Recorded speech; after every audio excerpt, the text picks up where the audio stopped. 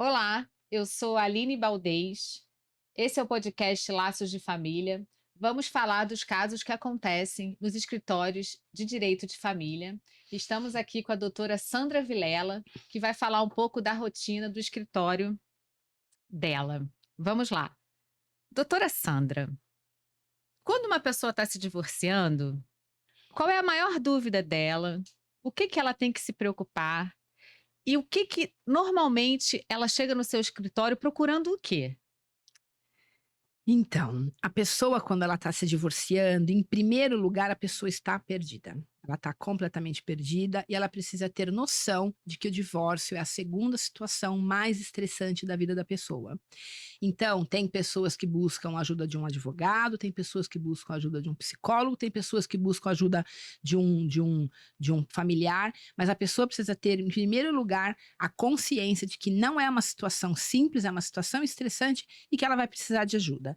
Quando se tem filho, a preocupação é um pouco maior, porque a preocupação é de tentar fazer com que essa criança não sofra muito com o divórcio. E a forma simples da criança não sofrer muito com o divórcio dos seus pais é quando os pais têm a consciência de que filho precisa de pai e mãe dentro de sua vida, independente do divórcio. Então, o pai e a mãe que preserva uma convivência ampla, tranquila, pacífica para o seu filho, está fazendo um bom negócio e vai fazer com que esse filho consiga passar por esse divórcio sem maiores problemas. E os assuntos que são tratados no divórcio, quais são, basicamente?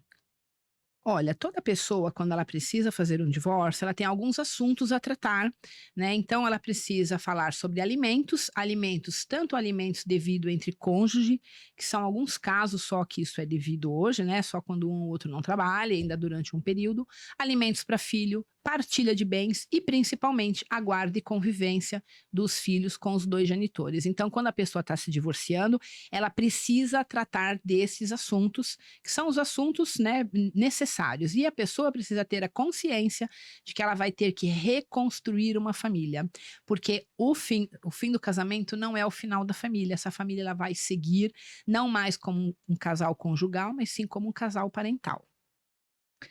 Entendi. Então vamos falar de alimentos, né. Tem muita gente que entende que é lei, que a lei determina um valor um percentual para a pensão alimentícia, né, dos filhos. A lei realmente prevê que é 30% dos rendimentos a pensão alimentícia? Como é que funciona isso? Olha, quando nós falamos de pensão alimentícia, a lei não traz de uma forma expressa se vai ser 30%, se vai ser 20%, não. A lei determina que os dois genitores são responsáveis pelo sustento dos filhos na proporção do rendimento de cada um, ou seja, tanto o pai como a mãe vão ser responsáveis pelo sustento daquela criança, não é só o pai que é responsável, a mãe também é responsável. E a lei também determina que a gente vai utilizar o binômio necessidade e possibilidade, ou seja, a gente vai ter que buscar qual é a necessidade daquele que está recebendo alimentos e qual é a possibilidade do pai e da mãe que vai estar prestando fazendo aquela prestação alimentícia. Então, mesmo que uma mãe não pague em dinheiro, mas vai ficar reservado dentro dos gastos da criança, uma parte aí desses gastos que vai ser suportado por ela. Então é assim que funciona, não, a lei não fala nada em percentual. O que nós temos é que, para facilitar, um juiz costuma pegar 20%, 30%. No estado de São Paulo, é bem comum um filho pagar 20%, dois filhos pagar 30%. Entendi. E o que que engloba esses alimentos? Então, é assim, quando a gente fala em pensão alimentícia, quais são os itens que vai estar compondo, né, para poder chegar ao valor da pensão alimentícia, são todos os gastos da criança. Então, gasto com alimentação propriamente dita, gasto com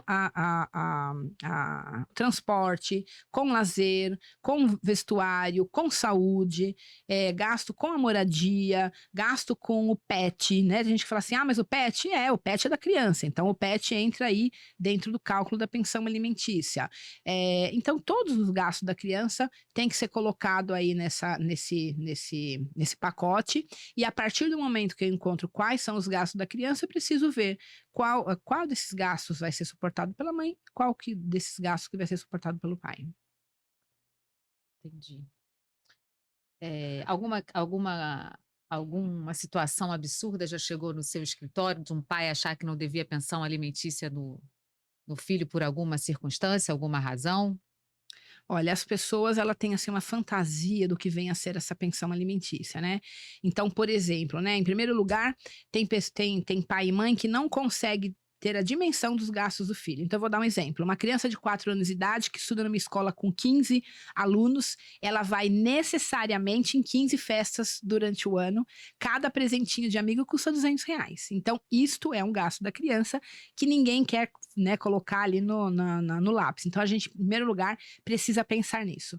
E precisa pensar que uma criança não é só comida, né? Ela não só se alimenta. Então, eu já tive, sim, um caso de um cliente que não queria pagar pensão alimentícia no período de que a criança só amamentava, só se utilizava de leite materno. Como se a mãe não tivesse que se alimentar, como se não tivesse que ter uma babá, como se não tivesse um convênio médico, não tivesse gasto com farmácia, com fralda e assim por diante, né?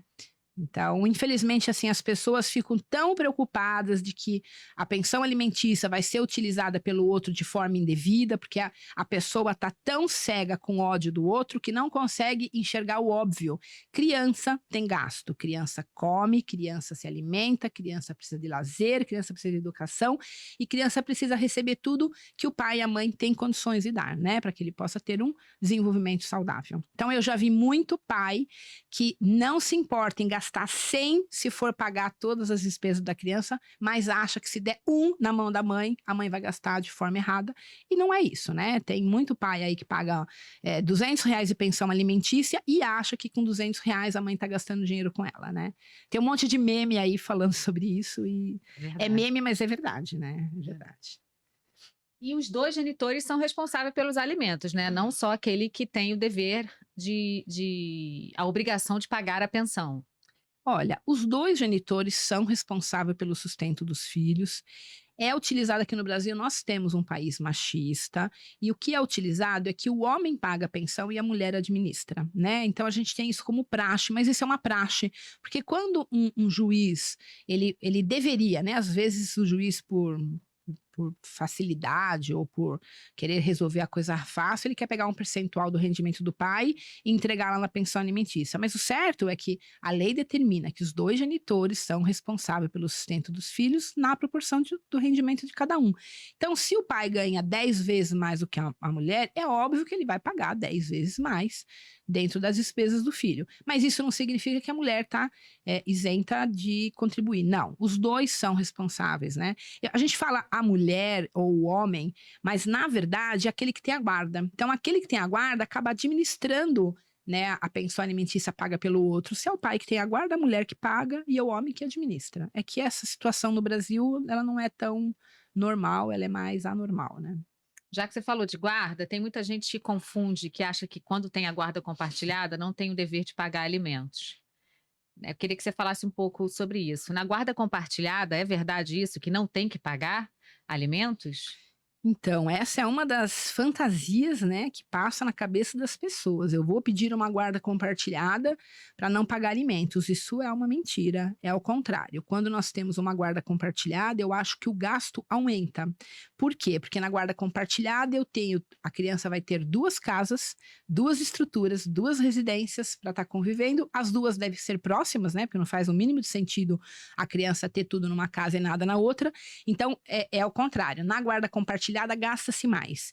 E para levantar qual o valor da pensão alimentícia na guarda compartilhada, a fórmula é a mesma da guarda unilateral.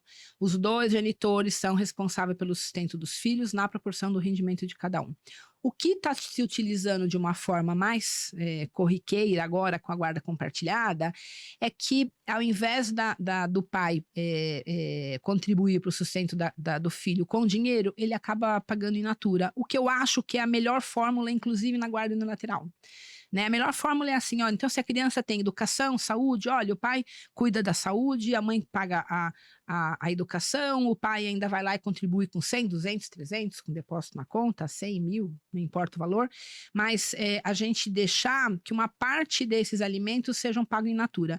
Isso faz com que o pai perca um pouco daquela ilusão de achar que a mãe está utilizando o dinheiro de uma forma errada. Eu acho que tem muita mulher que utiliza a pensão alimentícia de forma errada, mas essa não é a regra. né? Então, pagamento in natura seria pagar as despesas diretamente? Isso, pagamento in natura é você pagar as despesas direto. Então, o pai vai lá e paga a educação e saúde e pronto, é a obrigação alimentar dele. Até mesmo porque vai aumentando. Então, a criança hoje está na primeira série, o valor da mensalidade é X. Quando ela estiver na oitava série, vai ser um valor maior. Então, ele vai acompanhando, né? Então, a pensão alimentícia vai estar aumentando de acordo com o aumento dessa despesa da criança. Sim. E a falta de pagamento de pensão alimentícia dá prisão, né? É, este é outro problema muito sério, porque a falta de pensão e pagamento de pensão alimentícia dá prisão. O conselho que eu dou para os dois, né? Então, o pai e a mãe, ele deve suportar, deve se obrigar a sustentar os filhos de acordo com os seus rendimentos. Não é uma coisa boa que o pai ou a mãe se obrigue a um pagamento de pensão alimentícia muito elevado, porque isso vai dar prisão, né? Então, se lá na frente ele não conseguir pagar, ele pode ser preso. E a única forma no Brasil de nós termos ainda a prisão civil é pela falta de pagamento de pensão alimentícia. Então tem que pensar bem, porque eu acho que ninguém quer que uma pessoa lá na frente venha a ser presa. A prisão, ela não, ela é uma forma de obrigar a pessoa a pagar. Né? Ela não é uma punição, né? Então é assim, a maioria das vezes a pessoa tem condições de pagar e ela não paga porque ela não quer. Aí a pessoa vai presa, vai lá e paga. Mas a questão é, vamos fixar os alimentos que seja mesmo de acordo com a condição de cada um, né? É que o que a gente percebe é que quando tem o divórcio, a pessoa tá com tanta raiva que ela quer tirar tudo do outro, né? Você vê assim, a pessoa tá se separando, ela fala, vou arrancar as suas calças. Então isso não deve existir, porque você tá deixando o ódio ficar na frente de tudo, né? E aí lá na frente isso vai ter consequências horrorosas, né? Imagina um pai sendo preso por falta de pagamento de pensão alimentícia, esse pai efetivamente não tem condições, é muito difícil para um advogado revogar é quase impossível revogar um pedido de prisão por falta de pagamento de pensão. Então é muito triste porque essa criança vai estar vendo seu pai sendo preso, né? Então a gente tem que pensar bem. A hora que a gente deixa fixada uma pensão alimentícia condizente com a condição desse pai, se a prisão for necessária, é justamente porque ele está se recusando injustamente, né? Então vamos ter esse equilíbrio. E como é que essa possibilidade, se descobre que ele tem a possibilidade de pagar, como é que o juiz levanta essa possibilidade, assim? Como é que se descobre que esse pai tem a possibilidade de pagar e ele não está pagando? Então, é assim, na hora de fixar os alimentos, né? Então, se a pessoa trabalha com vínculo empregatício, é muito simples, né? Você pede lá para a empresa informar quanto a pessoa ganha, então fica uma forma fácil. Empresário já começa a ser uma coisa difícil, né? Porque o empresário pode estar faturando sem emissão de nota, mas um juiz, o que ele vai levantar? Ele vai levantar imposto de renda, ele vai levantar toda a movimentação bancária, toda situação aparente de vida. Então, não vem uma pessoa falar para mim, eu recebo bastante, né, pai que chega e fala assim, mas eu não tenho rendimento nenhum e aparece na porta do meu escritório com uma Land Rover. Então, isso não vai funcionar. E um juiz vai fixar os alimentos de acordo com a teoria da aparência. Ou seja, se ele está aparentando que ele tem uma condição maior, o juiz vai estar fixando nessa teoria da aparência. Outra questão é assim, acabou de se separar. Enquanto estava casado, pagava escola de R$ 5.000, pagava convênio médico alto, tinha um padrão de vida, viajava 2, 3 vezes por ano para o exterior, e a hora que separou não tem mais essa condição, né? Então o juiz vai fazer essa teoria da aparência e em cima disso é que vai ser fixado o valor da pensão. Então aquele que fala que não tem rendimento não adianta nada, né? Não adianta nada porque o juiz vai. Então tem que tomar muito cuidado também essas pessoas que só vivem de aparência, né? Porque aqui Rede vive de social. aparência, que só vive de aparência, talvez vai ter aí uma condenação de pensão alimentícia impagável. E eu já vi acontecer algumas vezes. É, né? Vou voltar para a guarda. Eu queria saber se a guarda compartilhada é regra no Brasil. Olha, já fazem 10 anos que a guarda compartilhada é regra no Brasil. Infelizmente, ela não é adotada ainda em 100% dos casos. Não me pergunte por quê, porque a guarda compartilhada é a melhor opção para todos os membros da família. Ela é melhor para a criança, porque a criança vai ter os 2 genitores presentes na sua vida. ela é boa para a mulher, porque a mulher vai poder aí estar reconstruindo sua vida, vai poder voltar a estudar. A mulher, quando se separa, ela reclama muito de que o homem consegue reconstruir a vida fácil e ela não. Por quê? Porque cabe a ela os cuidados da criança. Então, quando ela chama o pai para dividir esses cuidados, ela está no pé de igualdade com esse pai para poder reconstruir a sua vida. E é ótimo para o pai, porque ele deixa, porque o pai ele se sente muito mal quando ele se separa, porque colocam como se a paternidade fosse uma relação de segunda categoria. E a paternidade não é uma relação de segunda categoria. Ela é tão importante quanto a mãe. Ela é diferente, mas ela é importante, né? Tá no mesmo patamar. Então, a guarda compartilhada ela é boa para todo mundo. Hoje é regra, mas infelizmente ainda não é aplicada em 100% dos casos. Cada um tem sua função, né? O pai tem a função e a mãe tem a função. Claro. E eu queria que você explicasse, então, o que que é a guarda compartilhada? Olha, a guarda compartilhada é quando eu tenho os dois genitores, eles continuam unidos nas principais decisões da vida do filho. Quais são as principais decisões? De educação, de saúde, né, de religião. As principais decisões da vida do filho continuam sendo em conjunto. E eu tenho uma convivência, não é dividida, mas é equilibrada entre os dois genitores. Quando eu falo equilibrada, ela é muito próxima a uma divisão, né? Ela é muito próxima a uma divisão. Então, não faz o mínimo de sentido aquela criança que convive diariamente com pai e mãe e, de repente, os pais se divorciam, ela começa a ver um pai ou uma mãe a cada 15 dias. Quem vê a cada 15 dias é tio. Pai e mãe não. Pai e mãe tem que conviver, aquela convivência cotidiana, diariamente, escovar os dentes, ajudar a fazer lição. Isso faz parte da convivência cotidiana e precisa ser mantida. E isso vai ser mantido com a guarda compartilhada. Muita gente confunde a guarda compartilhada com a guarda alternada, né? Eu queria também que você falasse se a criança fica metade do tempo com cada genitor, se isso representa uma guarda compartilhada ou uma guarda alternada, ou não tem nada a ver. Olha, é assim, a guarda alternada, ela é muito parecida com a guarda unilateral. O que que é uma guarda alternada? A guarda alternada é quando, durante um longo período, a criança vai ter um genitor que toma todas as decisões da vida dele e ela vai ser visitada pelo outro. E passado esse período, este um que só visitava passa a comandar a vida da criança e aquele que organizava a vida da criança passa a ser o visitador. Então, eu não consigo conceber que a criança ficando uma semana com o pai, uma semana com a mãe, isso é guarda alternada. Para mim, isso é uma grande bobeira, né? Então, porque a confusão que eu acho que as pessoas fazem é que nós trouxemos isso da Europa, dos Estados Unidos, e na Europa e nos Estados Unidos, a guarda compartilhada, o que eles chamam de compartilhado ou de alternado, é o exercício do poder familiar e não guarda, né? Então, o que que acontece? Hoje, a gente tem várias legislações estrangeiras que falam que o pai e a mãe se separou, no dia seguinte a criança já liminarmente vai conviver uma semana com cada um. E isto é guarda compartilhada. Então, a guarda compartilhada é quando eu tenho os dois genitores responsáveis pelas as principais decisões são tomadas em conjunto. Na guarda alternada, durante um período é só um que toma a decisão e no outro período é só o outro que toma a decisão. É muito parecido com a unilateral. Aqui no Brasil, nós temos a guarda compartilhada com uma alternância de residência. E essa alternância de residência não descaracteriza a guarda compartilhada para alternada. Na minha opinião, tem um monte de gente que não concorda, que fica falando que se a criança fica uma semana com cada um, é uma guarda alternada. Eu acho que não, até mesmo porque a lei expressa ao falar que na guarda compartilhada a criança precisa ter uma convivência dividida, né? Uma convivência próxima com os dois. Como é que eu vou ter uma convivência próxima se eu não dividir essa convivência? Mas também não precisa ser aquela coisa assim, vamos dividir até as horas, né? Então eu preciso olhar como é que funciona a família, para poder, dentro de cada família, a gente escolher como é que vai ser o esquema, para ficar bom para todo mundo, né? Então, imagina assim a situação de que uma mãe é médica e vive fazendo plantão, eu vou deixar a criança com o babá? Não, vou deixar com o pai. A mãe tá de plantão 2, 3 vezes por semana, fica com o pai à noite. Por que não, né? É melhor o pai do que uma babá. Então, num caso desse, é melhor que a criança fique 3 noites com o pai e 2 com a mãe, já que é duas vezes só por semana essa mãe vai estar em casa, as outras 3 ela vai estar trabalhando.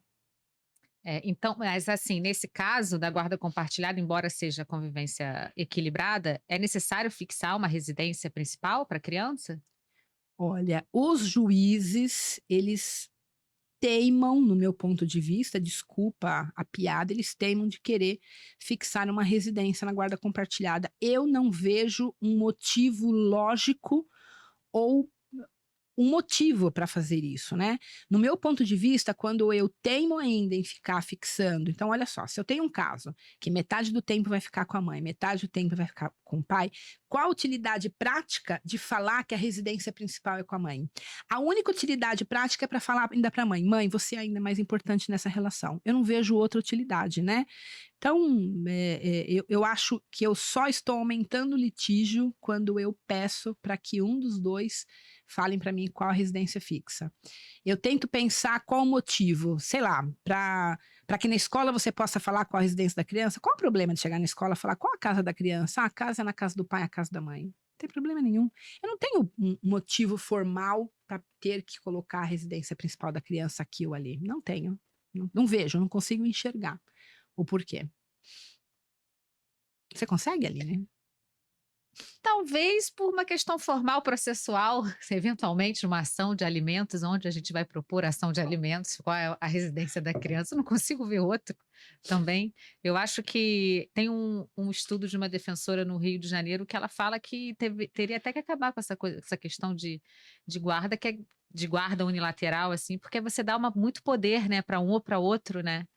Fica na mão, assim, da pessoa. Eu também não vejo essa questão de fixação de residência como fundamental, não. Eu acho desnecessária, eu acho uma tolice, e eu acho que ela só serve para continuar a colocando que existe um genitor melhor que o outro.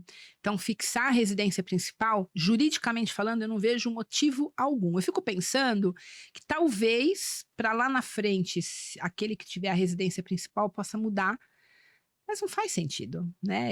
Eu acho que a partir, mesmo com uma guarda unilateral, uma guarda compartilhada, se eu tenho um esquema de convivência, aquele que está se mudando e aquele esquema de convivência não possa mais ser executado, eu preciso entrar com uma ação judicial, porque o que acontece hoje, que eu acho uma covardia, é a mãe ou o pai, aquele que tem a guarda, aquele que tem a residência principal, pega a criança, muda de São Paulo para Santa Catarina, para um lugar super distante, e o outro, para continuar convivendo, vai ter que pegar o avião, ônibus, trem, jumento. E isso acontece muito? Acontece. Só que fica um grande alerta. Eu já vi mães, e não nem só uma, duas, já vi umas 4, 5 mães fazendo isso e perdendo a guarda dos seus filhos.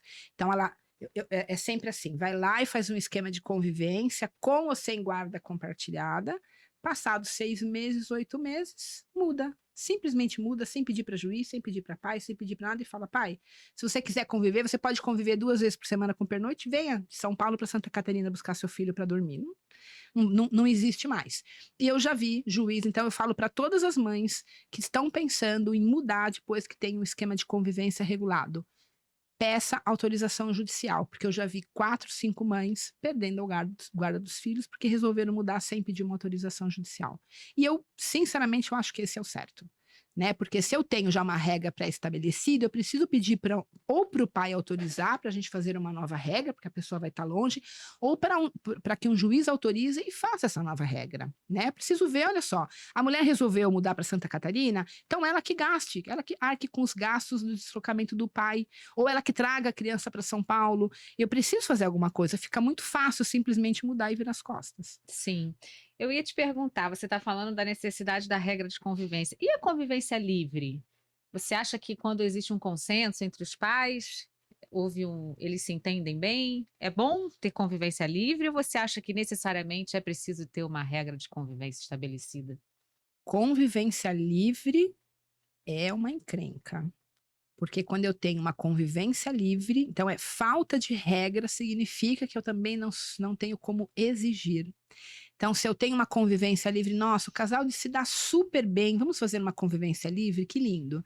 Daqui a 6 meses, o homem arruma uma namorada e a mãe fica invocada e começa a dar problema. Como é que eu faço para exigir aquela convivência livre? Aí o pai vai falar, não, mas eu sempre pegava 1, 2 vezes por semana, agora a mãe não está querendo deixar mais. E eu também não tenho como exigir.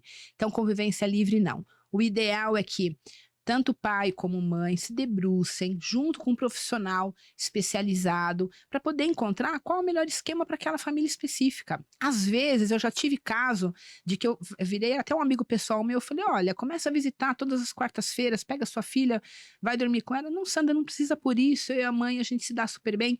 Mas ele começou a executar aquilo, aquilo virou regra. Porque talvez essa história de deixar livre, um dia vai na quarta, outro dia vai na terça, aí outro dia na terça a criança tem compromisso, aí na quarta o pai não pode, já não vai ter a visita. Então, quando eu tenho uma regra certinha, o pai se programa para aquilo, a criança, né, a mãe se programa para que a criança vá. Então, eu transformo aquilo numa regra, né? E aquela regra ela vai ser cumprida. Então, precisa ter regra sim. Então, muito se fala de plano parental, né? O que seria um plano parental? Então, olha, o que que é um plano parental? Até pouco tempo atrás, os juízes não queriam fazer uma regra de convivência cheia de detalhes. Então, eles achavam que a família precisava conversar depois, e isso é uma grande balela. Por quê? Porque lá na frente, a falta de diálogo faz, a pessoa fica com raiva. Às vezes, a mulher está com raiva porque o homem provocou, não me importa ali quem é o culpado, quem é o inocente. Mas ali teve um fluxo, não está tendo um fluxo de diálogo. Então, quando eu não tenho uma regra estabelecida, eu vou ter sempre uma situação que eu não sei como é que vai terminar. Então, o juiz não queria fazer uma regra muito específica. Então, a gente começou a utilizar, fazer um plano parental. E o plano parental é você fazer essa regra com todas as previsões possíveis. Isso dá trabalho, isso não dá para fazer numa audiência de conciliação. Você precisa buscar um profissional de direito, um advogado ou mesmo um psicólogo especialista aí em divórcio, que vai ajudar aquele casal a ver o que é melhor para eles. Naquele momento que está sendo feito o divórcio, que é um momento propício para ser feito isso, para evitar, inclusive, problemas futuros, né? Problemas futuros, processos futuros. E é possível estabelecer também de acordo com a idade da criança, né? Uma criança de Sim. 0 a 3 anos vai ser assim, de um jeito, de 3 a 7 anos de outro, enfim, né? É, o plano parental ele é muito interessante para criança pequena, porque olha, o casal acabou de separar com criança com 6 meses. A convivência quando a criança tiver 6 meses, ela vai ser diferente quando a criança tiver 3 anos. Então eu preciso prever. Então imagina, eu vou fazer uma convivência hoje e daqui a um ano o pai vai ter que entrar com uma nova ação? Óbvio que não. Então no plano parental, mesmo não chamando de plano parental, eu preciso prever. Olha, então com 6 meses a convivência vai ser assim, com um ano vai ser de outra forma, com um ano e meio vai ser de outra. A gente vai modificando de 6 em 6 meses para criança pequena, porque a criança é pequena. A gente precisa prever como é que vai ser, né, esse ajuste. Não dá para falar que uma criança de 6 meses ela vai ficar aí 3 dias com o pai, 4 com a mãe. Não, né? Vamos pensar aquela família específica, o que a gente consegue fazer através do plano parental, fazer com que a gente ajude a reconstrução dessa família.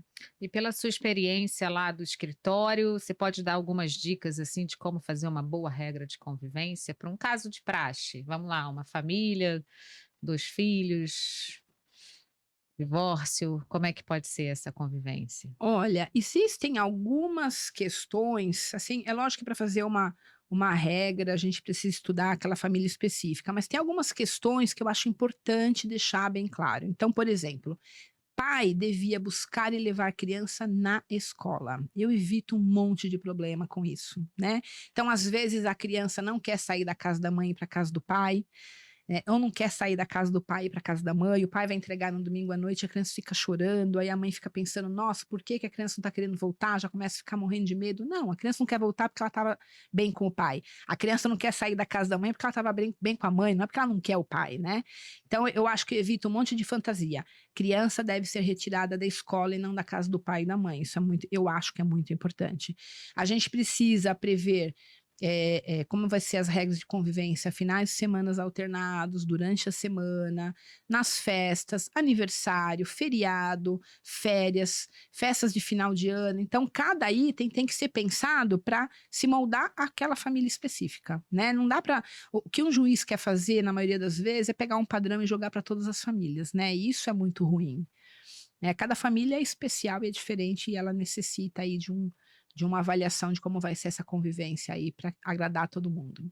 Pois é, a gente está falando dos genitores que querem conviver com seus filhos, né, mas tem muito caso também que tem uma regra de convivência estipulada e tem um genitor ou uma genitora que não quer cumprir, um pai ou uma mãe que não quer cumprir essa regra de visita aqui de visita não, perdão, de convivência, que não quer conviver com o filho. E o que fazer nesse caso?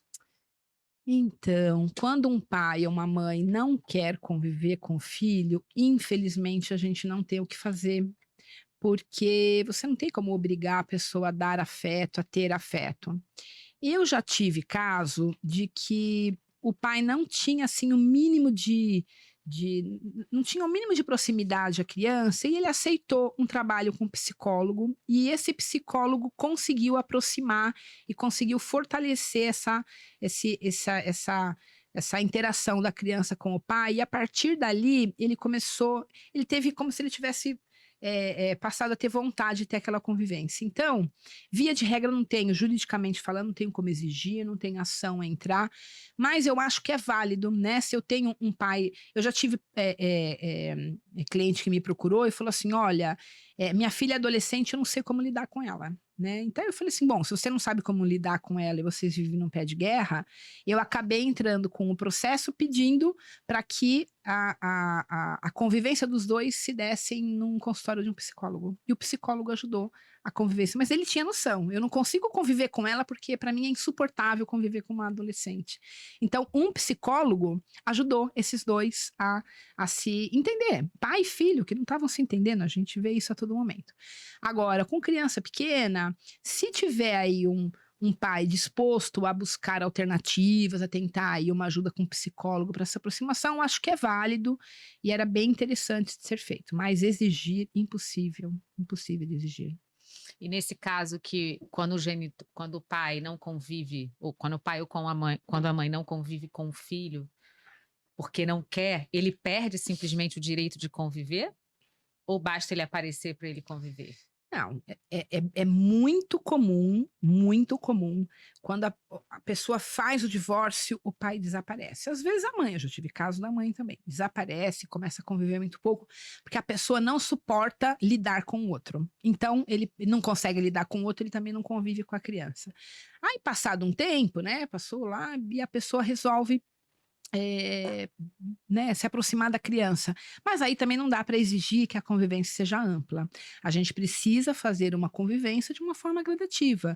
Então, aquele genitor ficou bastante tempo afastado, vamos fazer, né, uma coisa gradativa. Agora, tem gente que fala assim: ai, mas o pai sumiu há 2 anos, agora ele não vai mais ver o filho. Gente, eu estou punindo o filho, eu não estou punindo o pai. Se o pai foi um tolo que resolveu se afastar, mas hoje ele quer voltar a ter a convivência com o filho, eu preciso dar oportunidade para o filho de ter esse pai. Mesmo que esse pai não seja o melhor pai do mundo, mas é o pai que ele tem. Então eu falo assim para as mulheres, né? As mulheres reclamam muito dos pais, eu falo, mas esse foi o pai que você escolheu para o seu filho, é a realidade dele. Eu preciso construir essa relação e a criança precisa ter uma relação que não, ela não pode ter uma relação fantasiosa com o pai. Ela tem que ter uma relação real. Ela precisa entender quem é aquele pai, ele precisa ver quem é aquele pai, e lá na frente, quando ele for um adulto, ele ter aquela relação verdadeira com o pai, né? Não fantasiosa. A mãe que afasta o pai do filho, ela vai levar ainda lá na frente o filho falar: meu pai não gostava de mim porque você não deixou. E na verdade, o pai não estava nem aí com a criança. Então, mãe, precisa deixar com que essa criança tenha uma relação próxima com o pai, mesmo aquele pai que não é o pai idealizado, não é aquele pai, mas a criança precisa ter uma relação verdadeira com aquele pai, até para ela não ter fantasia, não culpar a mãe, né, pelos problemas que ela possa vir a ter dessa relação. E vamos ver o contrário agora. Se um pai ou uma mãe se recusa a entregar a criança para o outro pai ou para outra mãe, né? Se uma mãe se recusa a entregar a criança para o pai ou vice-versa, o que se pode ser feito? No caso de já ter uma regra de convivência estipulada, a mãe aparece para buscar a criança na casa do pai, o pai se recusa a entregar. Como é que faz isso? Então, é assim, ó, se eu tenho um genitor que se recusa a cumprir com aquela regra de convivência, primeiro que assim, né, a gente precisa olhar qual é o motivo, né? Então, por exemplo, não quer a mãe não quer entregar a criança porque ela acabou de voltar de uma internação, ela tá doente. Foi uma única vez, não tem que fazer nada. Tem que esperar uma próxima vez e conviver tranquilamente. Agora, um pai vai buscar uma criança e a mãe fala: eu não vou entregar porque eu não quero, eu que mando. No dia seguinte, ela precisa procurar um advogado e ajuizar uma execução de sentença, onde o juiz vai determinar que essa mãe tem que cumprir aquela regra de convivência sob pena de pagamento de multa. E por que que tem que ser imediato? Para não crescer, né? Então tem que ser imediato para não crescer. Agora, eu encontro pai que vira para mim e fala: olha, a mãe não me entregou porque a criança estava doente, achando que ali já é uma alienação parental, ela já vai entrar com uma ação e ainda vai pedir a guarda, né? A pessoa já vem com tudo aquilo. E isso não é verdade. Isso não é verdade. Então, vou entrar nesse assunto agora, do qual você é a expert, né, a especialista do assunto. O que que é alienação parental? As pessoas chegam no seu escritório perguntando o que que é alienação parental, achando que tudo é alienação parental. Existe uma fantasia no conceito de alienação parental. O que que é alienação parental? É muito importante que as pessoas saibam o que é alienação parental. Tanto os pais e mães que estão passando pela situação, como o profissional de direito. Alienação parental eu tenho quando uma criança recusa a convivência com o outro genitor. Então, eu preciso da criança recusando a convivência com outro genitor para falar que é alienação parental. Aí você fala: bom, mas então eu preciso esperar a criança recusar a convivência para poder fazer alguma coisa? Não, a nossa lei fala que os atos de alienação parental devem ser cessados. Quais são os atos de alienação parental? Todos os atos que têm o potencial de fazer com que no futuro essa criança venha recusar. Então, é falar mal, é impedir convivência, é não facilitar, é mudar para cidade distante. Então, são atos que, se nada for feito, a criança lá na frente vai mesmo recusar a convivência com esse genitor. E é muito importante separar o que é alienação parental, o que é atos de alienação parental. Porque a pessoa chega para mim e fala assim: olha, a mãe não quis entregar o meu filho para visita. Isso é uma alienação parental? Não, gente. Isso é um ato de alienação parental. Tá bom, é um ato de alienação parental. O que que eu posso fazer? Eu posso entrar com uma ação em decorrência disso? Não, necessariamente. Se eu tenho uma única recusa de entrega, como eu falei aqui, uma criança está doente, eu tenho uma única recusa, eu não vou fazer nada, até mesmo porque a hora que eu entro com uma ação, eu vou aumentar o litígio entre essa família. Então, eu preciso pensar muito como advogada se entrar com uma ação judicial, ela vai melhorar ou piorar aquela situação. Agora, se eu tenho uma mãe ou um pai que fala: não vou entregar porque eu não quero, no dia seguinte eu preciso cortar esse mal com a raiz, eu preciso ajuizar uma ação. Então, quando um pai ou uma mãe descumpriu duas visitas e eu entro com cumprimento de sentença, acaba o problema, parece um passe de mágica. O juiz, ele mal lê a petição e ele vai determinar que a outra parte cumpra sob pena de pagamento de multa. Ele dá essa decisão liminarmente em 100% dos casos. Então, é uma ação necessária no caso específico da recusa injustificada, entregar a criança. E no caso, assim, tem muita gente que chega no seu escritório, é preciso esperar que um filho recuse um pai ou uma mãe para procurar o judiciário e propor uma ação de alienação parental ou qualquer outra coisa? Olha, é assim, primeiro que ação de alienação parental, eu acho que com 20 anos, quer dizer, eu sou advogada há 25 anos, mais 20 anos que eu tenho processo de alienação parental, eu deveria ter entrado com 5, 6. Então, assim, ó, tanto o pai que está passando pelo problema como o advogado, ele precisa se preocupar em resolver o problema do cliente e não de provar se é alienação parental ou não. Então, assim, se eu tenho uma mãe que recusa entregar um filho, para que eu vou entrar com uma ação de alienação parental? Eu entro com uma ação de cumprimento de sentença.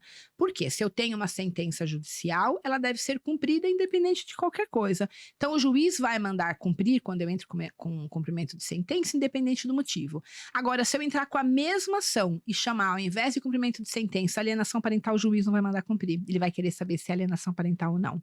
E aquilo que eu falei, às vezes eu não tenho uma alienação parental, eu tenho atos graves de alienação parental, parental, que está fazendo com que a criança um dia venha recusar o genitor, e eu preciso fazer com que aquilo pare imediatamente. Então, eu preciso buscar a solução, e não buscar se é alienação parental ou não, entendeu? Então, assim, às vezes eu tenho, a pessoa me procura, e a mãe não está querendo me entregar o filho. O que que eu faço, né? Vamos entrar com uma ação de alienação parental? Eu pergunto, mas você tem uma regra de convivência estabelecida? Não. Gente, para que eu vou entrar com uma ação de alienação parental? Eu vou entrar com uma ação pedindo o estabelecimento da regra de convivência. E a partir da regra de convivência estabelecida, a mãe tem que cumprir, ponto final. Ela tem que cumprir, se não cumprir, cumprimento de sentença, execução de sentença, o juiz vai mandar com que cumpra sob pena de pagamento de multa. Para que eu não falei até agora de alienação parental? Se você me perguntar, é um ato de alienação parental? É um ato de alienação parental. Mas para que eu vou ir pelo caminho difícil? Eu vou pelo caminho fácil, que é resolver o problema do meu cliente. Então, eu tento resolver o problema do meu cliente sem ter que entrar com uma ação de alienação parental. E eu acho que todo mundo devia buscar isso, porque não é fácil você provar alienação parental, não é fácil. Mas a alienação parental pode surgir no curso de um processo de regulamentação de visitas? Olha, é muito comum que a alienação parental surja no curso de um processo de guarda e regulamentação de convivência, né? É bem comum. E uma vez que ela apareceu nesse processo de regulamentação de visita e guarda, assim, o juiz percebeu. O que pode ser pedido para o juiz nesse caso, quando ela aparece? Então, né, se aparece no curso do processo, eu peço, as pessoas precisam sempre estar pedindo o mais simples para depois for mais grave. Então, eu comecei a ter uma alienação parental, o que eu peço? Eu peço um cumprimento de sentença, eu peço uma advertência, eu peço uma determinação de multa, eu peço um aumento de convivência para o genitor que está sendo alienado, que é para ele, para que ele fique mais próximo. Se não tem uma guarda compartilhada, eu peço uma guarda compartilhada. A guarda compartilhada é uma forma de você mostrar para os dois genitores que os dois são importantes no mesmo grau de igualdade. Agora, se nada disso, depois de tentar tudo isso, ou quando a alienação parental é muito, mas muito grave, aí a gente pede o deferimento da guarda unilateral. Pedido de guarda unilateral para genitor alienado não é uma punição do genitor alienador. Essa seria a minha próxima pergunta. Se for provado que houve alienação parental, é caso de ser dada a guarda do filho para o genitor alienado? Então, existe uma fantasia muito grande das pessoas. Então, o que eu pego de processo, né? As pessoas me procuram para ver processo em andamento, que eu tenho meros descumprimentos de visita e um pedido de inversão de guarda. Absurdo. É por isso que as pessoas perdem, né? Então, assim, um juiz vai dar uma guarda para um pai alienado quando ficar comprovado que aquele genitor alienador, ele perdeu a capacidade de cuidar da criança. Então, não basta eu ter uma alienação parental. Então, eu tenho vários casos, inclusive de falsa acusação de abuso sexual, que a mãe fez acusação de abuso sexual, levantou, tentou fazer todas as provas possíveis se aquilo era verdade ou não. No final, se comprovou que não era verdade. E a mulher simplesmente não perdeu guarda nem nada. Por quê? Porque a ação dela foi no limite de proteção ao filho. Uma mulher que faz uma acusação de abuso sexual e que ela fica no limite de proteção ao filho, que ela tem a capacidade parental dela preservada, ela nunca vai perder a guarda do filho. Só vai perder a guarda do filho aquela genitora que, além de fazer uma falsa acusação de abuso sexual, ela tem um problema psíquico importante. Foi esse problema psíquico importante que levou ela a fantasiar aquela acusação normalmente bizarra de abuso sexual inexistente. Então, assim, não é sempre. Então, assim, eu não posso colocar como se fosse automático. Eu tenho uma alienação parental, eu peço uma guarda. Porque isso não existe. Isso não existe. Então, eu tenho uma alienação parental. Eu, como advogada, eu tenho que fazer os pedidos mais leves para fazer cessar aquela alienação parental. Então, olha, a mãe que descumpre regra de convivência, eu peço estabelecimento de multa. Em 95% das vezes isso termina, né? A mulher fica até assustada, fala, nossa, mas um juiz determinou que eu cumpra, eu não posso descumprir? É como se fosse uma lição, né? Outro juiz vai lá, advirte, né? Olha, vou dar uma advertência que os atos de alienação parental não serão tolerados. Isso, na maioria das vezes, já é o suficiente. Aí, isso vai aumentando. Agora, é lógico, um juiz determina uma multa, o juiz determina, dá uma advertência e não para, o juiz vai começar cada vez sendo mais firme e até chegar ao ponto de perceber, então, a inversão de guarda nunca é uma punição. A inversão de guarda, normalmente, ela é dada para o outro genitor, mas é reconhecido que existe uma alienação parental grave, e a alienação parental grave sempre está presente uma pessoa que está com a capacidade parental não preservada. Na sua experiência, qual é o ato de alienação parental assim mais grave que você já viu efetivamente um pai ou uma mãe perder a guarda em razão da gravidade? Então, olha, todos os casos que eu tenho que acabou culminando numa inversão de guarda, eu tive uma falsa acusação primeiro, ou de abuso sexual ou de agressão. E depois, junto com isso, no curso do processo, a acusação de abuso sexual passou a ser secundária. E aí foi observado que a pessoa que fez a acusação não tinha a mínima condições de criar o filho, a mínima condição. Então, normalmente são acusações fantasiosas. A pessoa fez de tudo. Eu já tive caso de mulher que cometeu atos de abuso sexual contra o filho para acusar o outro. Então, uma pessoa que faz uma coisa dessa, ela não tá com ela não tem, ela tem problema psíquico importante. Uma pessoa normal não faz isso. Uma pessoa normal pode desconfiar. Então, eu já tive um caso, por exemplo, que depois de bastante tempo, o que a gente descobriu? Que a mãe tinha sido abusada sexualmente quando ela era mais nova. Então, isso fazia com que ela tinha fantasia do abuso sexual. Mas essa foi uma mãe que não perdeu a guarda, ela tinha capacidade parental dela preservada. Então, assim, embora foi descoberto no curso do processo por que ela insistia tanto, por que ela fantasiou tanto naquela acusação de abuso sexual, ela era uma boa mãe, ela cuidava bem das crianças, ela não perdeu a guarda, entendeu? Agora, a coisa mais grave que nós temos de alienação parental é quando nós temos uma falsa acusação, às vezes a falsa acusação de agressão física, né, que ninguém faz uma falsa acusação de agressão física porque deixa marca, né? Mas faz sim, a criança quebra o braço levando um tombo no parquinho, a mãe fala que foi o pai que torceu, né? Então eu já tive caso mais ou menos assim. E junto com isso, quando vai se investigar, percebe-se que a mãe está com a capacidade parental não preservada. Toda vez que eu tenho uma alienação parental grave, eu tenho um genitor com a capacidade parental não preservada, com problema psíquico importante.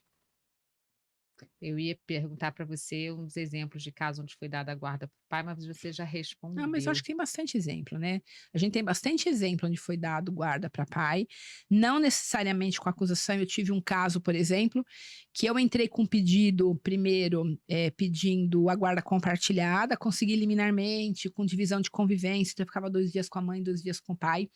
A mãe ficou louca da vida com aquela decisão do juiz no meio do processo. E um dia o pai foi buscar na escola, a mãe compareceu na porta da escola e agrediu o pai na frente da criança. Naquele momento, quer dizer, ela já tinha feito muita coisa, a gente já tinha um histórico grande. Naquele momento, eu pedi a guarda e a juíza deu a guarda liminarmente. Porque a mãe estava assim, quando. Eu vou voltar tudo de novo, porque eu acho que fica melhor. Então, assim, eu tenho bastante exemplo, né, de inversão de guarda por alienação parental grave, não necessariamente por falsa acusação de abuso sexual. Então, por exemplo, eu tive um caso que a mãe era muito alienadora, eu tinha gravações assim, a mãe falando, filha, fala que você vai matar o pai, sabe? Coisas assim bem graves. No início do processo, eu pedi uma guarda compartilhada, uma convivência equilibrada. Eu achei que aquilo ia parar um pouco, né? Ia fazer com que o pai se aproximasse mais, a criança não recusasse, porque ela já estava começando a recusar mesmo o pai, ia fazer com que a mãe, né, se conscientizasse que aquilo não era bom de ser feito. E aí, no curso do processo, depois da guarda compartilhada, uma divisão de convivência, a mãe continuou.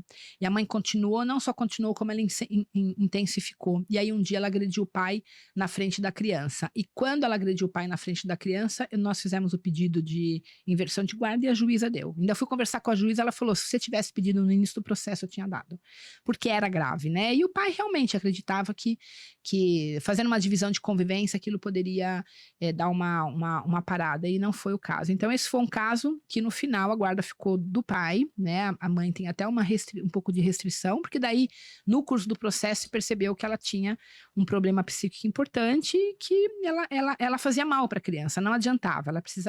É uma mãe que precisa de tratamento para poder conviver com a criança, porque ela tá tão presa na briga com o pai, ela não consegue sair na briga com o pai. E com isso, ela só prejudica o filho. Então, não necessariamente eu tenho que ter uma acusação de abuso sexual para ter uma inversão de guarda. Então, esse foi um caso, né? Esse foi um caso. Queria que você me falasse também de casos de alienação parental que se estendem, não ficam só no núcleo central, pai e mãe.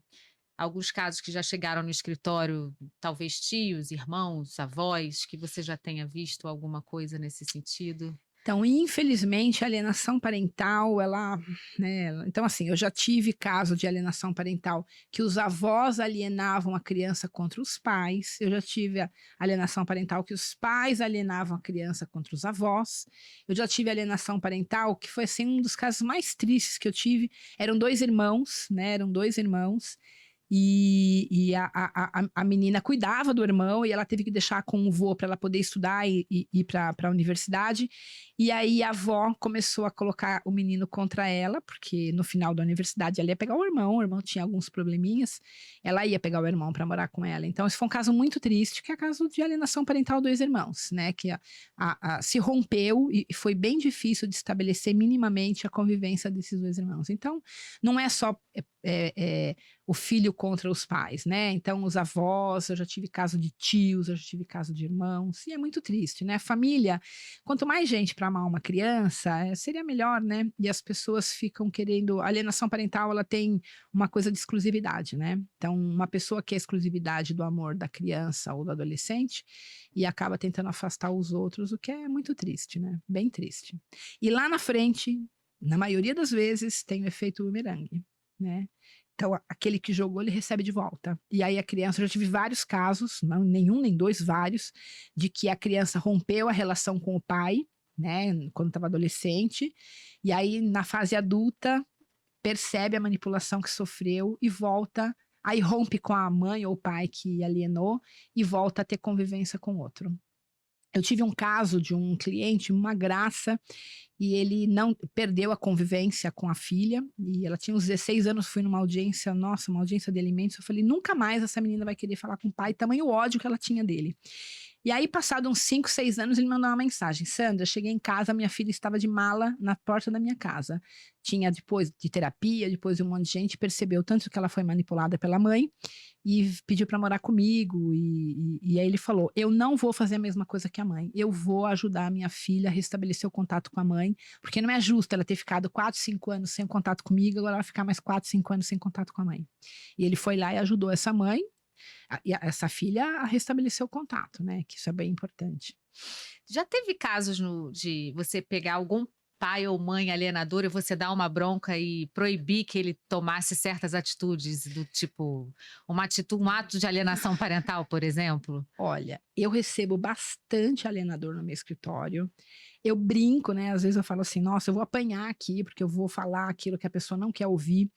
E na grande maioria das vezes eu vou lá, eu brigo com a pessoa, eu falo que ela tá errada e a pessoa me contrata. Por quê? Porque eu acho que é isso que a pessoa precisa, né? Então, a pessoa que não está vivendo uma situação de um litígio de família, ela precisa pensar muito bem quem é o advogado que ela vai procurar. Porque o advogado está na mão dele ou riscar o fósforo ou jogar um balde de água gelada. Então, a pessoa precisa pensar muito bem. Eu recebo bastante alienador no meu escritório e que eu falo, olha, você está errando, você está acabando com a vida do seu filho, se você quiser continuar a acabar com a vida do seu filho, você continua desse jeito. Agora, se você quiser minha ajuda para acabar com isso, eu posso te ajudar. E a pessoa pede a minha ajuda. Então, assim, eu fico me perguntando, a grande maioria, eu fico me perguntando e eu sei até a resposta. A grande maioria dos casos que eu vejo inversão de guarda, eu vejo o dedo do advogado fazendo com que o cliente perca a guarda. Porque o advogado é a pessoa que está racional lá para falar, não faz isso, sabe, de aconselhar a pessoa, não vai por esse caminho. E o advogado que está acostumado a querer ganhar processo, eu não quero ganhar processo, né? Para mim, tanto faz ganhar processo, né? Então, assim, é muito comum eu chegar no final do processo e eu perder o processo e falar para o meu cliente, mas nós ganhamos, né? Porque eu restabeleci convivência, a família voltou a andar. Às vezes, eu perco o processo de alimentos, né? Eu entro com o revisional de alimentos E aí, no final, eu perco o processo e o cliente me agradece, porque a mãe começa a utilizar o dinheiro bem para os filhos. Então, o advogado precisa pensar o que é ganhar, o que é perder processo, né? Eu preciso arrumar a vida de uma pessoa. Ganhar processo é detalhe. Mas é muito comum a pessoa me procurar, sendo um grande alienador, e eu mostrar que a pessoa está errada, né? Encaminhar para um psicólogo. Eu tô com um caso agora. Uma senhora que ela é muito alienadora. E eu encaminhei ela para um psicólogo, o psicólogo está trabalhando com ela, o processo já não existe mais, a gente terminou o processo, mas que ela precisa urgentemente. E ela tem consciência, ela percebeu que ela não está fazendo certo, né? Então ela precisa trabalhar com um psicólogo.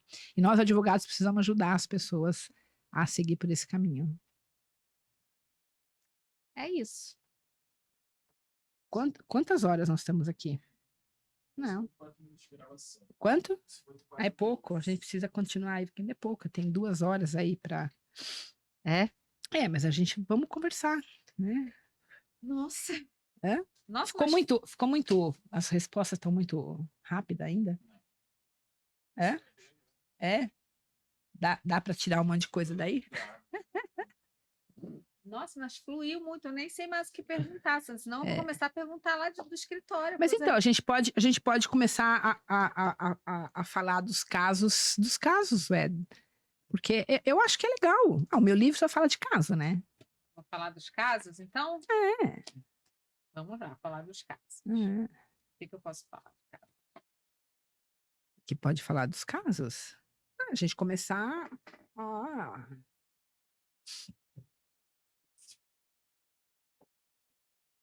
Foi todas as perguntas aí? Porque você, em muita resposta, Já deu, né? você abrangeu todas, aí ia ficar muito repetitivo. Uhum. Mas aí você simplesmente terminou do nada. Olha, tem que terminar com um término, né? Tem que terminar com término? Gente? Claro, né? Claro, né, gente? Como é que você vai terminar aí sem. Eu queria fazer mais uma pergunta. Posso partir daqui? Então, como é que os casos chegam lá no escritório? A pessoa chega para fazer um divórcio, vai ficar tudo bem, e aí, de repente, a dinâmica evolui para uma gravidade absurda. Como é que é o caminho que o litígio aumenta? Então, né? Fica difícil de falar como que o litígio aumenta. O que eu percebo, eu sou advogada, não sou psicóloga. O que eu percebo é que aquele casal que foi enrolando para tomar a decisão do divórcio. Então, assim, aquele casal que vê que a relação não tá boa, vai fazer uma terapia de casal, conversa com a família, tenta mudar a dinâmica do casal, tá tentando com que o casamento dê certo. Agora, aquele casal que tá um horror e deixa com que a briga vá aumentando e não decide divorciar, esse daí é o ingrediente fácil para se ter um problema muito grande, né? Então, a falta de respeito aumenta muito, né? Então, assim, as pessoas começam a brigar demais e não para aquilo. É quando chega no meu escritório, a situação já está impossível, né? A situação já está quase impossível. É porque você falou assim da convivência livre, né? As pessoas decidem se divorciar e não estabelecem convivência, não regulamentam a situação, aí tá tudo bem. Aí basta arrumar um namorado ou uma namorada, aí já proíbe o outro de ver o filho, e aí começam as acusações dentro de um processo, e aí vai combinando, porque eu estou te falando isso porque eu vejo lá no escritório as coisas acontecendo assim, era isso que eu queria que você falasse de algum caso emblemático, que começou simples e evoluiu para uma gravidade, que você fez desde o divórcio até a ação grave. Assim. Então, eu tenho caso que a hora que eu vou fazer o divórcio, se na primeira reunião eu falo para o meu cliente, você vai ter um problema seríssimo com essa pessoa. Eu tive vários, assim, vários. Normalmente a pessoa não ficou satisfeita com uma partilha, né? Então, assim, eu já tive um caso, por exemplo, de um cliente que ele estava sendo proibido de conviver com a filha. E aí entramos com um monte de ação, e aí a gente conseguiu encaminhar o caso para uma mediadora ótima que nós temos aqui em São Paulo. E aí, quando eles terminaram a mediação, meu cliente falou assim: nós vamos refazer a partilha. Falei, nossa, mas a partilha já está homologada, vocês vão refazer a partilha? Vamos, Sandra. Eu percebi que eu fui injusto na partilha com ela, e é por isso que ela tem ódio de mim, e eu quero refazer essa partilha porque eu não quero ela com ódio de mim. Então, olha só, né? Então, ele conseguiu ressignificar e conseguiu perceber qual foi o gatilho que fez com que ela ficasse com ódio dele e usasse a filha. Tá errado, tá completamente errado. Mas ele quis consertar a parte dele. E foi excelente, porque ele consertou a parte dele, refez aquela partilha que não tinha sido justa com a mulher, não tinha sido justa mesmo. E a partir daí a mulher também parou de interferir na convivência dele com a filha. Né? É bem isso. Então, assim, a gente tem assim, casos e casos, né? Cada caso é um caso. Você tem alguma mais emblemático, assim, um emblemático, alguma coisa que você possa falar que tirou seu sono? Olha, o meu caso mais complicado que eu tive foi uma acusação de abuso sexual e quem foi acusada foi a minha cliente. Eu acho que foi muito difícil para mim. Ela é uma pessoa pública, hoje não está mais na internet, mas ela tinha um blog na época, ela contava tudo o que acontecia. Não vou falar nomes nem nada, mas.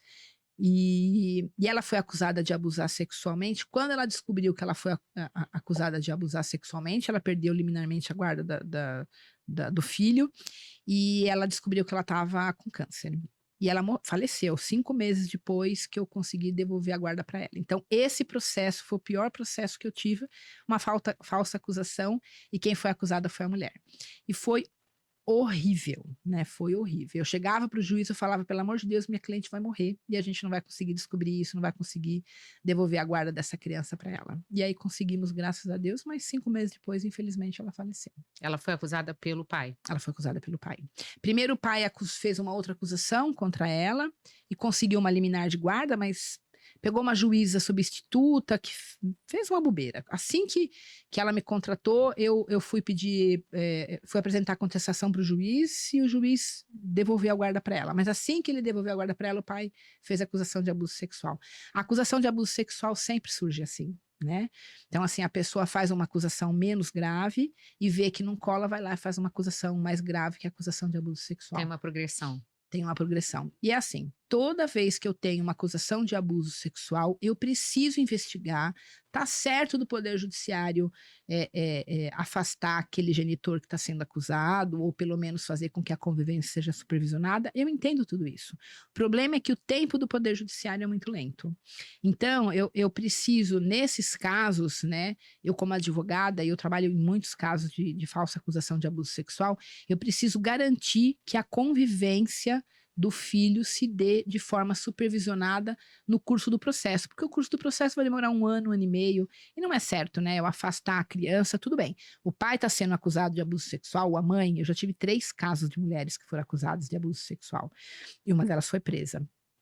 Então, se eu tenho acusação de abuso sexual, eu preciso preservar mesmo aquela teoria, né? Estão falando que tem acusação de abuso sexual, mas a convivência ela pode ser mantida de uma forma supervisionada, né? Porque daí eu garanto que se for mentira, eu não quebrei aquela relação paterno-materno-filial, e se for verdade, eu tirei a criança da situação de risco de ficar sozinha com aquele pai, com aquela mãe que estaria abusando sexualmente. Então é muito importante isso. Você falou dos 3 casos que você teve, muito se diz que a lei de alienação parental é uma punição para as mulheres, se encara muito a lei de alienação parental como se fosse uma questão de gênero. Queria que você falasse um pouco sobre isso. Olha, a lei de alienação parental não é uma questão de gênero. Então, assim, hoje, a maioria das mulheres são tidas como alienadoras, mas porque são as mulheres que detêm a guarda dos filhos na grande maioria dos casos. Mas, por exemplo, se você pegar na década de 50, 60 e você levantar as decisões, as mulheres eram as alienadas. Né? As mulheres eram alienadas. Encontrei um monte de processo, é lógico que ninguém utilizava o termo alienação parental, porque ele é recente, mas que a gente encontra processos de alienação parental como os que nós temos hoje, e era a mulher que era vítima da alienação parental. Então, a alienação parental não é uma questão de gênero. Eu tive 3 casos de mulheres que foram acusadas de abuso sexual. Uma delas foi presa, um caso horroroso, né? Foi presa e depois acabou provando que aquilo não era verdade.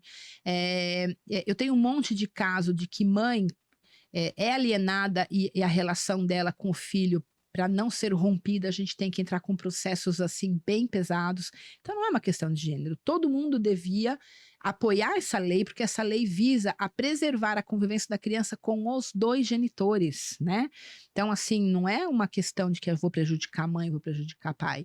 Eu vou fazer com que pai e mãe parem de usar o filho um contra o outro. Filho não é arma. Filho é para ser amado, para ser educado, e filho é para conviver com os dois genitores, e não é para ter uma convivência exclusiva com um ou com o outro. Tem pai, tem mãe que quer a convivência exclusiva porque tem excesso de apego, porque faz uma simbiose com o filho, mas a grande maioria faz isso para poder punir o outro.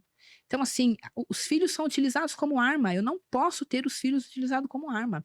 Então, a lei, ela deve ser utilizado contra dois infantis, pai e mãe infantil, que fica utilizando o filho um contra o outro. É para isso que eu preciso ter essa lei. E essa lei, ela visa proteger interesse de filho. Ela não vai ter interesse, proteger interesse de pai ou proteger interesse de mãe. A lei de alienação parental foi reformada, pode-se dizer assim, agora há pouco tempo. Mudou alguma coisa? Olha, a lei de alienação teve pequenas mudanças, né? Na verdade, foi o seguinte: existe um movimento de mães, principalmente de mães, não é um movimento grande, né? Então, assim, algumas mulheres que perderam a guarda, a grande maioria dos casos eu conheço o caso, a mulher não perdeu a guarda porque ela fez acusação de abuso sexual, ela perdeu a guarda porque ela tem a capacidade materna não preservada, ela faz mal para o filho ao invés de fazer bem. E aí essas mulheres colocaram a bandeira do feminismo e chamaram as outras mulheres para ajudar, dizendo que a lei de alienação parental estava sendo contra as mulheres. Não, gente, a lei de alienação parental não é contra as mulheres. A lei da alienação parental é contra pai e mãe que não preservam o interesse de filho. A lei de alienação parental é uma lei que protege filho. Quem é a pessoa fraca na relação é filho. E pai e mãe, infelizmente, o meu pai, a minha mãe, foram maravilhosos, mas nem todos os pais e mães são maravilhosos, né? Então tem muito pai e muita mãe que é o que eu falo, o ódio que eles nutrem pelo outro é maior do que o amor que eles têm pelos filhos. Então, o ódio que ele nutre pelo outro é muito maior do que o amor que eles têm pelos filhos. E eles acabam colocando na frente o ódio, né? Então, colocam na frente o ódio. Isso não vai dar certo. Isso vai dar problema, né? Então, são dois infantis que querem continuar mantendo um vínculo afetivo através da briga e utilizam ou o dinheiro ou o filho como instrumento. Essa é o resumo da ópera, né? Então acaba utilizando. E a lei, ela tá ali para impedir com que esses dois infantis, porque o pai que faz isso, a mãe que faz isso, são dois infantis, para não utilizar o filho. O filho precisa de um pai e uma mãe presente na vida dele. A criança precisa ter uma convivência tranquila, pacífica e próxima dos dois genitores da família, tanto materna como paterna. Uma boa receita para acabar com a vida de um filho é você não permitir com que esse filho tenha uma convivência pacífica, tranquila e próxima com seus dois genitores. É uma receita fatal de que não vai dar certo a vida dessa criança.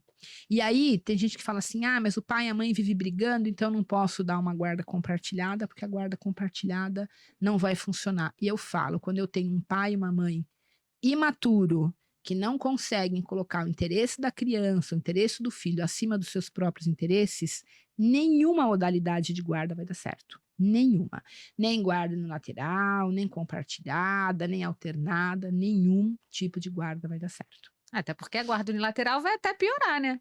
Se você der a guarda unilateral para aquele que não sabe da importância que o outro pai, o outro genitor tem para o filho, vai piorar mais ainda, né? Vai se apossar da criança como se fosse propriedade dela, né? O grande problema é que, assim, as pessoas ficam cegas pelo ódio e não conseguem mais dialogar, né? O diálogo é você se colocar no lugar do outro. Então, eu tenho um pai e uma mãe que não conseguem perceber a importância do outro na vida do filho, né? Então, esses dias mesmo, todo mundo estava falando da separação aí da Sabrina Sato, E o pai está exigindo a guarda compartilhada. Eu nem vi assim. O que eu vi, uma coisa que muito bonita, é a declaração da Sabrina Sato, de falar: olha, eu e o pai, nós vamos continuar aqui unidos, não importa a modalidade de guarda, nós vamos continuar unidos para o bem-estar da filha, porque é isso que importa. Então, assim, se eu tiver um pai e uma mãe maduro de perceber que o pai é importante, a mãe é importante, os dois são importantes, nossa, pode ser guarda compartilhada, pode ser alternada, pode ser única, pode não ter regra nenhuma, aquilo vai dar certo. O que não dá certo é quando a pessoa confunde conjugalidade com parentalidade e acaba vendo os problemas do ex-casal e achando e transferindo aquilo para a relação paternal. Então, olha só que coisa: um ex-marido ruim não necessariamente é um pai ruim. Né? Então, a pessoa pode ser um ex-marido assim péssimo, mas é um bom pai.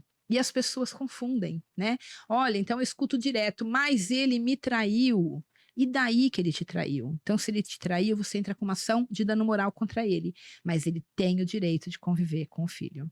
Eu tive um caso horroroso há muito tempo atrás. O homem tentou matar a mulher, pegou uma arma, apontou para ela, diz ela que ela achava que ele não ia atirar, mas quando ela fez assim na arma, disparou, então ela machucou assim o pescoço. E aí eles tinham uns 3 filhos. Eu virei para minha cliente e falei: como você acha que pode ser a convivência do pai? Porque é uma situação horrorosa, o cara tentou matar ela, né? E ela, extremamente madura, falou: olha, ele nunca vai fazer nada contra os meus filhos. Eu só não quero ele na porta da minha casa. Então ela foi madura. Não fui eu que convenci ela, foi ela que falou. Então ela foi madura de falar: olha, nós tivemos o nosso problema, ele foi péssimo, ele respondeu por homicídio, nem sei se foi preso depois, que eu não acompanhei o caso. Mas naquele primeiro momento de ódio, ela falou: eu tenho certeza que ele nunca vai fazer nada. Por quê? Porque ela sabia quem ele era. Ele era um péssimo homem, mas ele não era um péssimo pai, entende? Né? Então existe uma diferença e as pessoas não conseguem separar essa, né, ver essa diferença. Sim, eu ia te perguntar da legislação fora daqui, porque dizem que a lei de alienação parental só existe no Brasil e queria saber como é que é no exterior, em Portugal, que tem na Espanha, tem uma legislação que parece que a guarda é dada para aquele pai e para aquela mãe que justamente sabe da importância do outro e que facilita a convivência com o outro genitor. Olha, é assim, parece que no México teve uma lei de alienação parental e foi muito mal feita, ela foi revogada, só tinha um artigo, e agora eles estão fazendo uma lei muito parecida com a brasileira. Parece que uns 2, 3 países aí surgiram leis parecidas com a brasileira, mas a brasileira foi a primeira. E aí, quando saiu a lei brasileira, todo mundo falou: nossa, mas só aqui no Brasil tem. Eu gostaria e eu trocaria a legislação brasileira pela americana. Por quê? A legislação americana é o seguinte: um pai que impede a convivência da criança com outro genitor, ele vai preso. Um juiz não vai dar uma guarda unilateral para aquele que não privilegia a convivência da criança com o outro. Então, eu tenho alguns mecanismos de impedir com que exista um impedimento de convivência do filho com outro genitor. Eu não preciso de uma lei de alienação parental, não preciso. Porque, independente de ser alienação parental ou não, a legislação proíbe com que um genitor ou outro utilize a criança como seus instrumentos de vingança. Então, se a legislação, e bem dura, viu? Bem dura, porque impedir a convivência da criança com outro genitor nos Estados Unidos, a maioria dos estados, a pessoa perde guarda, a pessoa comete crime. Então, tem punições assim severas, independente do quê. Então, assim, a pessoa impede por impedir, pronto, ela não importa nenhum motivo, não se busca nenhum motivo, vai lá e pune. Então, aqui no Brasil, antes da lei de alienação parental, nós tínhamos um descaso do Poder Judiciário para garantir os direitos da criança de convivência com os dois genitores. Então, aqui nós fomos pelo caminho inverso. Então, nós fizemos uma lei de alienação parental para garantir com que a criança pudesse ter uma convivência com seus dois genitores. Essa que é a verdade, né? Então, nós utilizamos a lei de alienação parental como uma garantia da igualdade parental, porque a lei de alienação parental não pegou até hoje. Do jeito que devia pegar, não. Até hoje ela não é utilizada do jeito que deveria ser utilizado. Então, na Bélgica já faz mais de 15 anos que existe uma lei que fala: o casal se separou, a regra é 1 semana com cada um. Toda regra existe exceção. Então, é lógico, separou e vai lá uma mãe e um pai e demonstra que o outro genitor não tem condições de conviver 1 semana direto com o filho, o juiz vai julgar. Mas a regra é: chegou o processo lá 1 semana com cada um. Não tem choro, não tem vela, é 1 semana para cada um e acabou. Por quê? Porque entende-se a importância da criança ter os 2 genitores. Entendeu? Em Portugal, deve fazer uns 3 anos que saiu a lei falando da residência alternada. Então, lá era exercício conjunto do poder parental e a residência era única, mas agora é a residência alternada. Então, lá também faz-se uma divisão de convivência da criança com os 2 genitores. Agora, as pessoas ficam falando que quando a gente tem essas 2 residências, é uma guarda alternada, traduzindo a legislação estrangeira de forma errada. É isso que acontece aqui. Você acha que essa questão, essas brigas de do divórcio, a própria alienação parental está muito banalizada? O judiciário encara de forma banalizada? É um carimbo que é tratado de forma banalizada? O juiz pega esse caso, carimba, é uma briga de família normal, vai ser encarada de determinados. Olha, eu acho que, de uma forma geral, os operadores de direito utilizam mal a lei, né. Então, assim, começa do advogado, que faz um pedido tosco, né. Eu tenho um caso, sei lá, é a coisa mais normal do mundo, um caso de descumprimento de regra de convivência, que eu caberia aí entrar com uma cumprimento de sentença seria muito mais efetivo, muito mais rápido, muito mais prático, muito mais eficaz. Mas não, vai lá o advogado e faz uma ação de alienação parental, porque a mãe descumpriu 2 ou 3 vezes uma regra de convivência e ainda pede a guarda. Então, é óbvio que esse processo ele já nasceu morto, né? Pelo descaso do operador de direito que não soube utilizar. A alienação parental é um caso grave, a alienação parental é uma agressão psicológica enorme para a criança. Então, eu preciso que os operadores de direito saibam utilizar a lei bem. Então, por que no nosso escritório a gente consegue ter bons resultados com a lei da alienação parental? Porque eu faço o pedido certo, né? Então, se eu tenho que fazer um pedido para que cesse aquela alienação parental, né? Então, não é simplesmente falar: eu tenho uma alienação parental, eu tenho que fazer uma inversão de guarda, porque isso que está no imaginário de tudo quanto é profissional de direito, está errado isso. Então, se eu entro com um processo desse, é entrar com um processo morto já. E aí, realmente, os juízes ficam cansados, as mães se sentem agredidas com toda a razão, né? Porque não dá para ficar falando que tudo é alienação parental. Posso até considerar que é um ato de alienação parental. Se nada for feito lá na frente, a situação pode ficar ruim, mas eu não posso tudo classificar como alienação parental, porque as mães se sentem também agredidas quando eu faço isso, né? Então, eu acho que tem uma responsabilidade, em primeiro lugar, do operador de direito, do advogado, de entrar com um processo mais bem fundamentado, de entrar com um processo com pedidos corretos, de entrar com um processo na medida de resolver o problema do seu cliente e não aumentar o litígio entre a família, porque é o que mais acontece. Eu tenho, às vezes, um litígio pequeno, um problema pequeno, que se eu não fosse agressiva na minha ação, talvez eu resolvesse o problema do meu cliente sem maiores problemas. Eu não preciso nem falar de alienação parental, às vezes. Na grande parte dos processos que eu pego, processo em andamento, eu jamais falaria nem de alienação parental. Você não vai terminar assim? Fala assim: bom, então boa tarde, né? Que mais? Acho que só, que mais? Quanto tempo a gente está aqui? É bom saber, né? 1 hora e 16 de gravação? É bastante, né? Mais alguma É. coisa? Estou esgotando os meus. Daqui a pouco eu vou falar dos meus clientes particulares, dos meus casos particulares.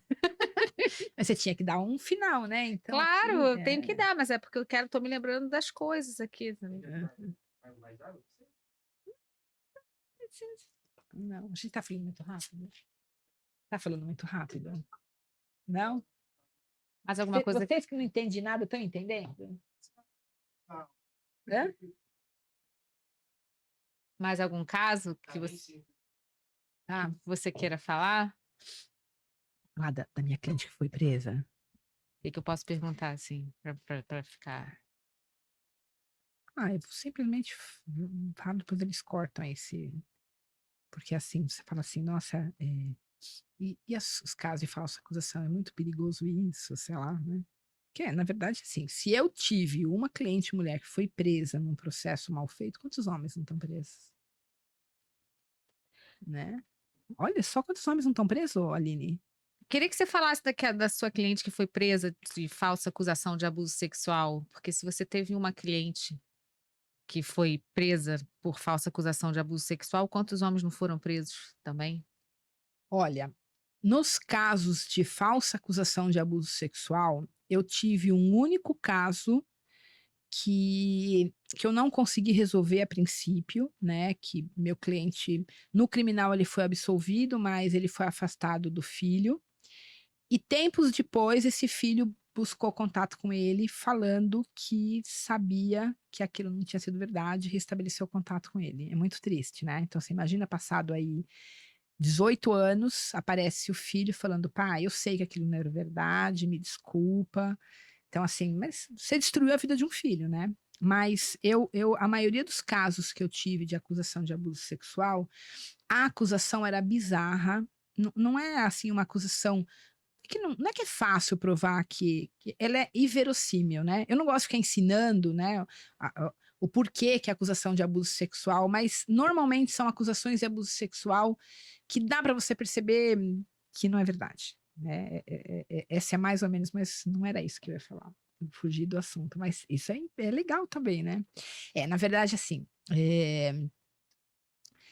a pessoa que vai trabalhar num processo de falsa acusação de abuso sexual, ela precisa ter visto um verdadeiro, para ela ver a diferença de como tratar acusação falsa, acusação verdadeira. Então, eu tive um caso no escritório de falsa de acusação de abuso sexual verdadeira, para mim foi um divisor de águas para poder ver o tanto que a atuação do advogado pode ou poderia, né, destruir a vida de uma família. Eu recebi a mulher no meu escritório, o filho voltava da casa do pai, voltava triste, voltava sem olhar para a cara dela, e ela falou assim: "Ó, eu não sei o que acontece, ele fica aí 2, 3 dias sem querer olhar para minha cara". Bom, eu também não sabia o que estava acontecendo, encaminhei para um psicólogo da minha confiança. O psicólogo falou: "Olha, o menino está sendo abusado, né, tem todos os indícios aqui que ele está sofrendo abuso sexual, mas eu não sei aonde que está sendo o abuso sexual, se está sendo na casa da mãe, na casa do pai. Bom, vamos investigar, investigar, investigamos, investigamos. No final descobrimos que era um primo que estava abusando, de 12 anos de idade. Era um menino de 6 anos com um menino de 12 anos de idade. Então, olha só que coisa. Eu encaminhei esse processo de tal forma que, quando eu desconfiei que tinha acusação de abuso sexual, a maioria dos advogados ia lá acusaria o pai. Eu ia destruir uma família se eu tivesse feito isso. Não, nós afastamos a criança, falei para minha cliente: "Ó, não entrega mais para visita e deixa o pai procurar os direitos dele enquanto a gente está investigando". E a gente investigando, nós acabamos descobrindo que era isso, não era o pai, era o primo. Então, assim, nem tudo que reluz é ouro, como diz o ditado. Então, quando eu tenho uma acusação de abuso sexual, verdadeiro ou falso, eu preciso tomar muito cuidado para encaminhar aquilo, né. Se eu saio fazendo uma denúncia sem colheita de prova, sem saber ao certo o que está acontecendo, é uma proteção que desprotege, porque eu vou tomar uma atitude rápida e talvez eu nunca mais consiga fazer prova daquela acusação de abuso sexual, porque não é fácil um processo de abuso sexual. Eu, quando pego o caso, o cliente me procurando, falando que é falsa acusação de abuso sexual, a primeira coisa que eu faço é mandar para uma pessoa da minha confiança avaliar, porque se for verdadeiro é óbvio que eu não vou defender. E também fica muito difícil para um advogado atuar num processo ou com falsa acusação, ou com verdadeiro, sem ter um psicólogo que ele possa ter uma troca de ideias, né? Porque a gente vai ter que traduzir aquilo que está acontecendo na vida da criança, ali na parte psicológica, a gente vai ter que trazer aquilo lá para o processo. Mas os processos, toda pessoa que vai trabalhar com processo de acusação de abuso sexual tinha que ter pego um verdadeiro e um falso para poder ver a diferença e ver a importância da atuação do profissional de direito num processo onde está sendo onde está tendo uma acusação de abuso sexual. Mesmo que quem me procure é a mulher, eu tenho que tentar encaminhar que aquilo pode ser verdadeiro como pode ser falso. Porque senão eu vou ficar calcando aquela mulher, às vezes ela se equivocou. No caso eu tenho um caso de que a mulher descobriu-se depois que ela foi abusada sexualmente quando era criança, então isso é meio comum acontecer, né? A pessoa teve algum problema de ordem sexual na infância, e aí ela fantasia um pouco mais a questão sexual. Então, se eu sou procurada por uma mulher dessa, eu preciso tentar descobrir que é isso, esperar que o Poder Judiciário descubra, eu preciso investigar o que efetivamente está acontecendo, né? Eu não tenho que defender o interesse do meu cliente, porque o interesse do meu cliente é que a verdade venha à tona, né? A verdade doa quem doer, né? Independente de quem esteja certo ou não. Mas em casos de acusação de abuso sexual, eu tive um caso de uma mulher que foi acusada de abusar sexualmente do filho e ela foi presa. E assim, ela foi presa, foi presa há pouco tempo atrás. Ela foi condenada, foi presa. O advogado dela, criminalista, não conversava comigo. O que eu tinha produzido no processo civil, eu tinha certeza que ela ia ser absolvida. E aí, quando terminou o processo dela, um outro advogado criminalista me procurou, porque ela estava presa e ele estava tentando fazer uma revisão criminal, alguma coisa assim.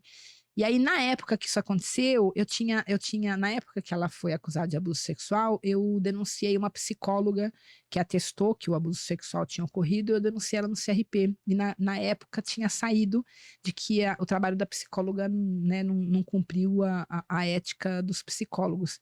E foi isso e mais um monte de material que eu acabei passando para o advogado que fez com que ela conseguisse se libertar, né, e conseguiu sair através dessa revisão criminal aí. Então é muito triste, eu fico imaginando que se eu tive 3 mulheres acusadas de abuso sexual, uma foi presa, o tanto de homem que não deve estar preso por falsa acusação de abuso sexual. A gente tem notícia de um monte, né?